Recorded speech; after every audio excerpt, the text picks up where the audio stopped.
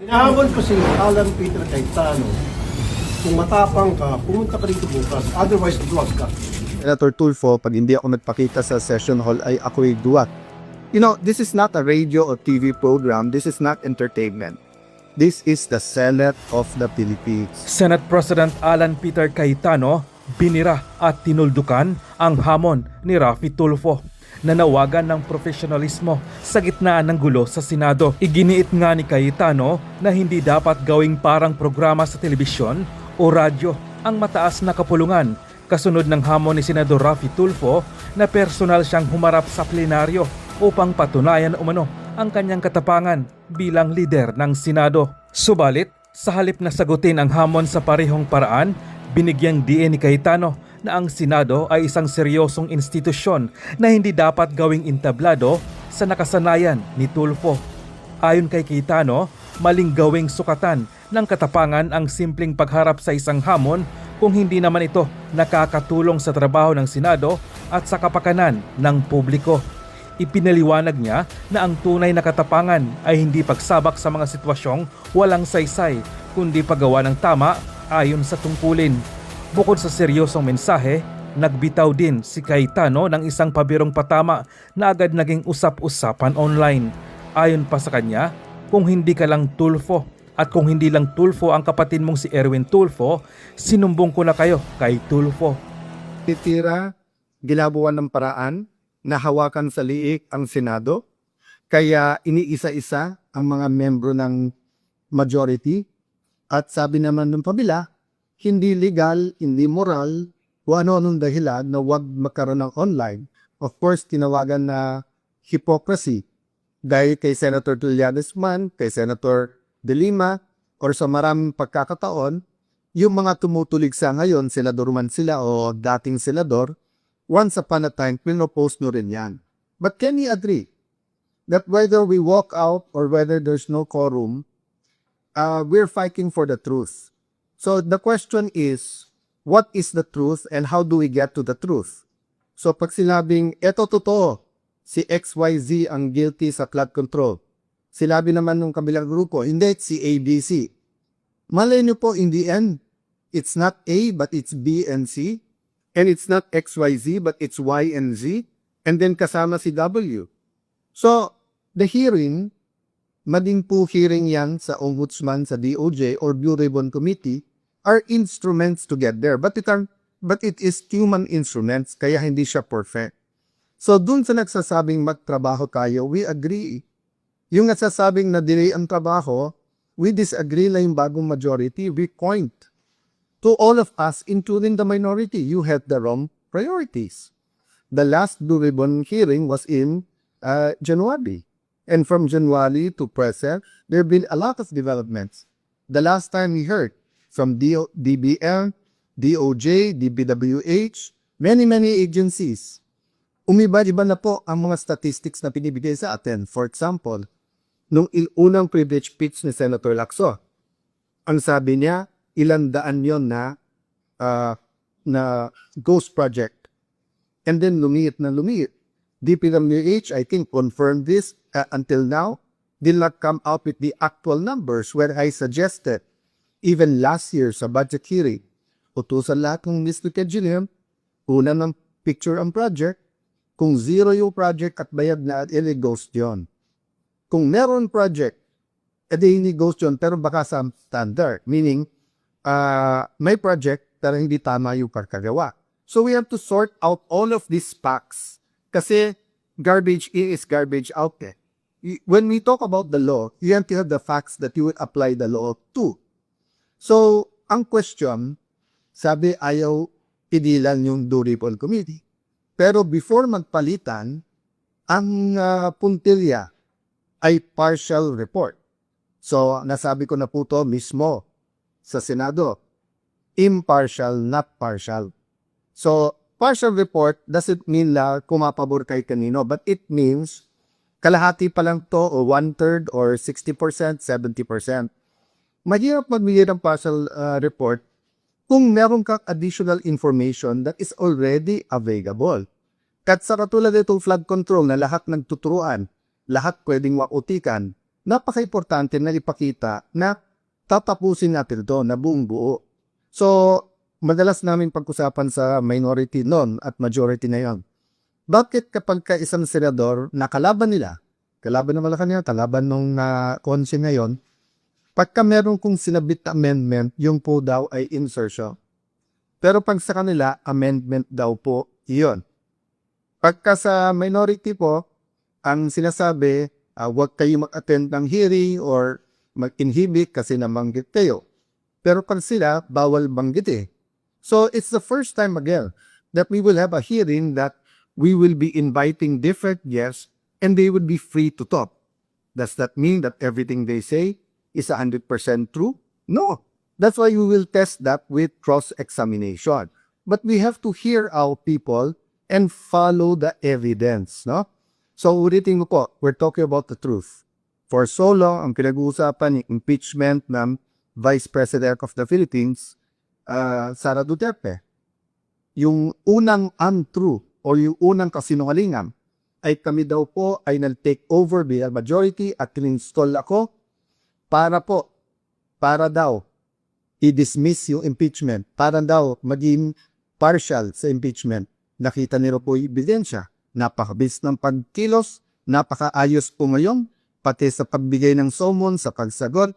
Yung schedule, ayos na po. Sinunod natin yung schedule na pinopose kay Senator Soto. There's no question that we're going to have that impeachment process that everyone is asking for. Question, yung mga bishop po, yung mga business group, yung mga school groups, humingi ba yun ng apology? Di ba ang binigay nyo, resign ka agad. Resign ka agad, may judgment na kaagad. Pero ngayon nakita nyo, iba. So hindi pa tapos tayo sa first issue where we prove you wrong, hindi pa kayo sorry dahil mali ang pananawagan nyo, may bago na naman para mag-resign. And then ngayon, yung 11, actually it's news because they said it today, but it's not new. Why?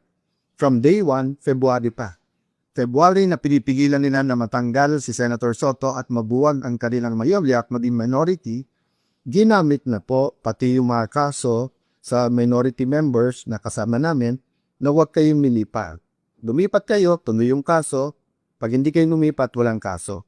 Sinabi na to ni Senator Jinggoy for the first time, inamin niya na totoo. He has evidence a few times. I was there, kaya narinig ko yung conversation, kaya alam kong totoo. So, we're going back to the issue. The issue is not work. The issue is what is our priority. And this is the end time.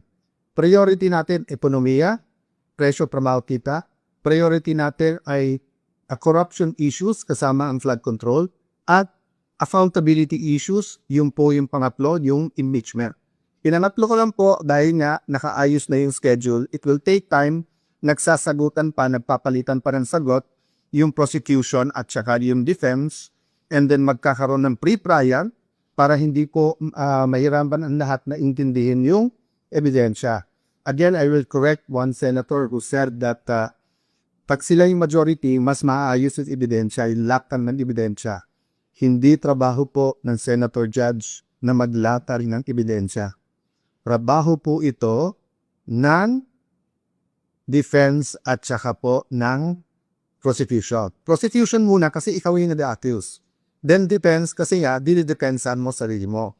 Siguro that's one reason why gigil na digil ang mga kapatid na Senator Tulfo na aside from the committees, aside from yung pagiging malakit sa Malacanang, let me address that. Sabi ni Senator Tulfo, pag hindi ako nagpakita sa session hall ay ako'y duwat. Ang kaduwagan po ay nanuugat yan sa ano ba ang purpose at trabaho mo.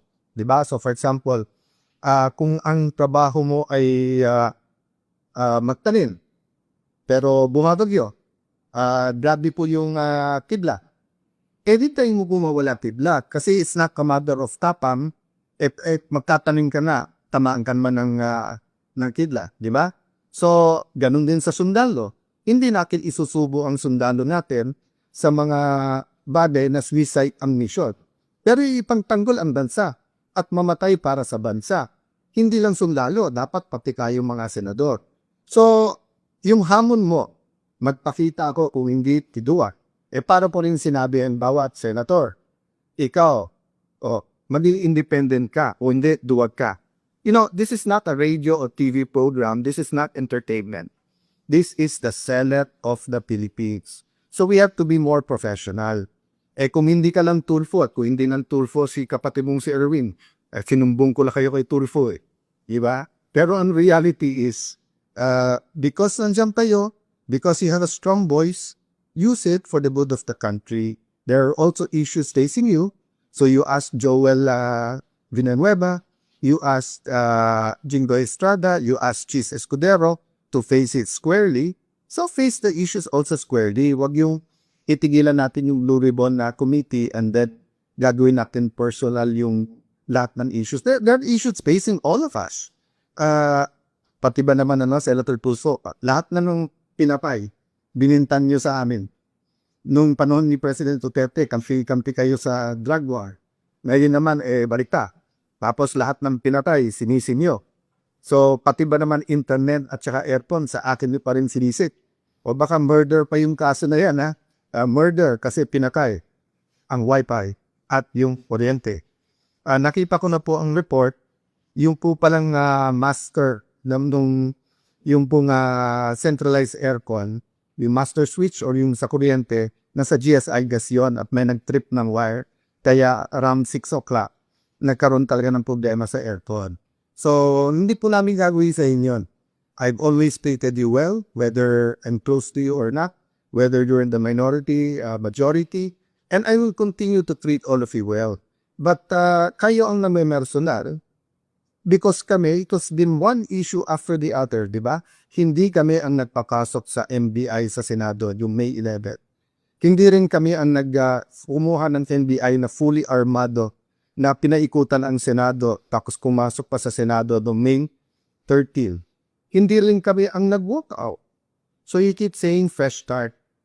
Every Senate president that I've served under, whether I was their majority leader or minority leader, whether I was in the leadership or was just a simple follower, I gave them a chance. So let me ask the 11 majority who's asking me to resign up. Kahit na isa chorus, binigyan mo ako ng chance. So let me go to the bigger issue ngayon. Yung pong dignidad, yung pong karamana, yung pong honor ng Celia. Simple matters. Nabanggit ko po to before. Why do we get angry pag bilastos ang ating flag? Bakit pagka hindi tumayo, pagka kumanta tayo ng lupang hiniram, ba't natin sinasabihan ng ang tapo? Bakit po ang Kristiyano man o Muslim, pag hawak yung Biblia o hawak ko ang Quran, ayaw natin po na, pwede mo sabihin, papel yun, mga pahina lang yun. No. But to us, those are holy books, diba? To the Muslim, the holy book is the Quran. To the Christian, the holy book is the Bible. So it's more than just a piece of paper, whether softbound or hardbound yun. There's a symbolism that matters. So, na-shock ako sa sinabi ni Senator Lacson. Na-shock ako dahil yung laming isa walang comment sa statement ni Secretary Remulla. Because napakaganda na ng usapan namin, first through the CIDG, through informal and formal channels, that susubo naman si Senator Jinggoy, dadalhin namin doon, and then afterwards sa labas, then nung dumating si Secretary Remulla, sabi niya, sige, kasi nga yung pamilya medyo, they didn't to huddle, kasi nga medyo emotional na, pero kamdating sa hallway, nanbago. Diba? At sinabi ko dun sa hindi nakakalam dahil dun sa mga bata pa, masalimuot pero malalim ang history ng Senate ng Philippines. All parliaments, for that matter, parliaments in the past have been attacked by kings and queens, by president, prime ministers, by dictator, by tyrants, but even by the most democratic leaders. That's why may mga privileges. So in the case of former Senate President Juan Ponce Enrile, dalawa lang ang posisyon noon, panahon ni President Cory. And everyone knows, at pasensya na po sa pamilya ni Senate President Salonga at President Cory, in our conversation, minsan nasabi ko, panahon ni Cory, panahon ni Salonga, I meant to say yung buong pangalan, but it was, a fast and a biglang turn Kasi ibang-kibay kakusapan namin ni Secretary Remulla, who's a friend. That's why they try to keep it civil. But nung sinabi niyang doon mismo sa hallway, i-aresto, it's not about Alan. It's not about Jinggoy. It's not about what they can do. Na-shock din ako nung sinabi yan, you lost that right when may nag-state. Okay, first of all, it's not Alan's right or the Senate President's right. It is the right of the Senate of the Philippines. The Senate of the Philippines is different from the 24 senators and the SP. I never claimed to be the Senate. Diba? The Senate is the Senate. And it's a co-equal branch. So ang hinihingi ko naman lang sa lahat ng law enforcers, huwag niyong bastusin ang Senate. Bastusin niyo si Al Cayetano kung finang, tabo lang naman ako eh. Diba? Ganun din, diba? When they criticize the President, huwag naman yung office of the President ang babuhin natin. May prestige tayo, but let's hold certain things sacred. Yung ang religion na hindi tayo pare-pareho ng paniniwala, nagbabatian tayo, di ba? Parang nakita ko si Brother Robin, sinasabi ko sa kaya, Assalamualaikum, which is a greeting sa ating mga kapatid na Muslim. Pag may mga special occasion like sa Eid, babatiin mo ng Eid Mubarak. At minsan, this last time, siya pa dumati kasi nga po ano ng issues na nangyayari that day na alimutan ko. So we honor each other and symbols matter to us. That's why nga, I was insisting, sir, lambas lang tayo ng pintot ng Senado. At siya naman po ay susurrender. Just to skip back and forth, no? Remember, Senator Bato did not escape. Mismong si Secretary Ruya said, that day, wala silang hawak na wara at hindi naman sila nandun para rescue siya. So he's free to go. But, you know, I didn't feel like arguing that time. That wasn't my point. Senator Jidoy was not asking for protective custody or sanctuary. So baka nandun nangyari yung miscommunication. But pagdating sa elevator, nakapag-usap kami ni Secretary John Vic, so more or less lang nagkaroon ng kadilinaw. Sa kaniyang press con, sinabi niya yung mga opinion niya. But I disagree with that, but I won't disagree with it. I mean, I disagree with it, but I won't argue. But nung lang ako nagtaa, Senator Lacson may silabi pang mabigat, yung iba, wala man naman salita si Senator Win, gusto maging Senate President. That would have been his chance. Umakyat, majority, at sabihin, Sen, hindi issue si Jinboy. How you respect the Senate premises and how you will process his arrest is more important to all of us. That's why I was emphasizing, marami akong pwedeng gamitin na example. Bakit ko ginamit yung sa the great statesman and the great Senate President Salonga? Because Senate President Salonga was put in jail. He was injured in Plaza Liranda. Former Senate President Enrile, he wasn't Senate President yet then, was Minister of National Defense. He issued some of the arrest orders. And despite na halos kahit anong gawin ni President Porilon at kahit ano sabihin kasi talagang sa tao sobra yung pagmamahal, ano silang ni Senate President Salonga? Not here. Tapusin niyo yung sesyon. Pasalitain muna. Sabi nila, hindi kasi pagka below 6 years pwede mo doon. Yung kung kilaso kay Senator Gile na rebellion complex with murder was non-bailable. Diba? So yung kung pakiusap ko, huwag natin idamay yung mga institution, diba? DOJ, Ombudsman. We'll have issues with who holds the office. But we have to be mature enough, rational enough, professional enough to protect the image, to protect the dignity of these institutions. So sabi ni Senator Lacson, ng minority, hindi daw nila pinitigilan po yung hearing sa first day. But if you look at their statements, isa na lang mauhan nila o mabawa sa amin, they can get na pumikis na. Now, whether sila nagsabi niya o yung unofficial spokesperson. I received a letter today from Senator Lacson, belated happy birthday.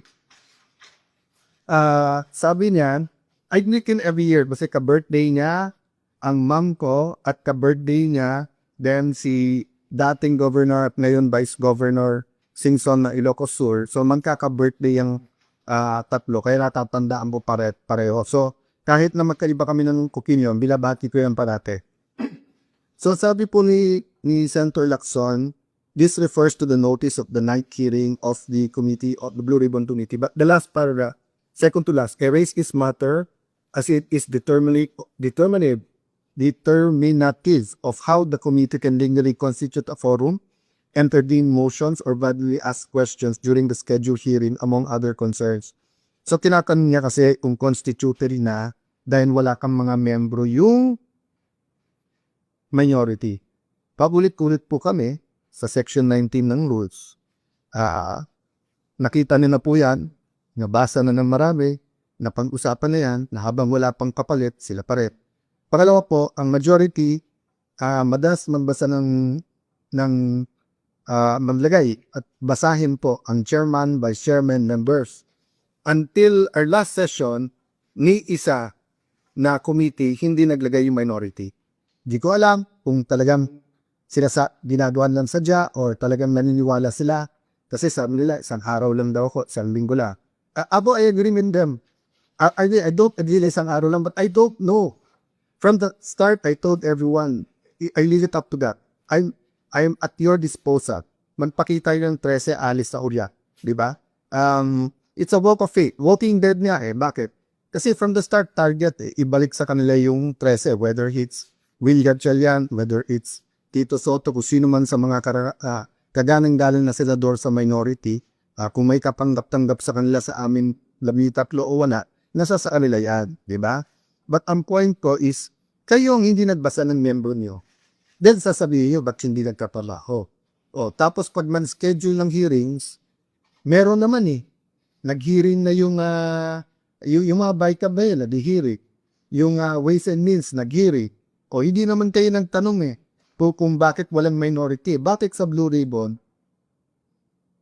marami kayong tanong. Diba? So, ang importante dito, lumabas yung totoo. Kaya nga iringgit na lahat ng membro ng minority, lahat kayo welcome. Napaka-importanting hearing ito. Sana hindi isang hearing lang. Napakaraming ibang issue. We have to tackle it one by one. Yun po sinabi niya tungkol sa hospital bill, no? Senator Subiri, kaibigan ko na madalas, even after the walkout, bumaba siya, sabi na walang personalan, we're all okay. So I won't take it personally, but if you remember, Senator Subiri, that has been on our agenda, I think, for at least last week, but I think more than that. Ilan beses pag nagre-recess tayo, bumababa ako at tinatanong ko kay Senator Soto, kay Senator Risa, kay Senator Lacson, pwede na may take up to, minsan okay, minsan bukas na yan. So, kanina naman ang nag-walk out nung last Tuesday, willing na nung kami na i-take up yan. Lahat is aside namin, we're ready. So, wag yung i-whiskey bintang one-sided. You're talking about the generals, I feel bad for you. I'm looking for a solution. But remember, kayo nagsabing wag mo nang basahin kasi hindi pa kumpleto yung CA because nga 6.5, 5.5 of the 12 members, hindi tayo magkasundo kung 6 or hindi tayo magkasundo kung 6-6 or 7-5 muna kasi question, sino maghahake, di ba? Kung ako lang masusunod, sa first day pa lang, niname ko na lahat ng CA. So, dun sa mga nagiging casualty ng hindi pagkakaintindihan ng majority-minority, let's be man enough to say, we're all at fault here. The whole Senate is at fault here, the minority to majority. Pero yung inyong messaging, drama, na playbook, na kaya walang trabaho, kaya magulo, ginugulo nyo kami.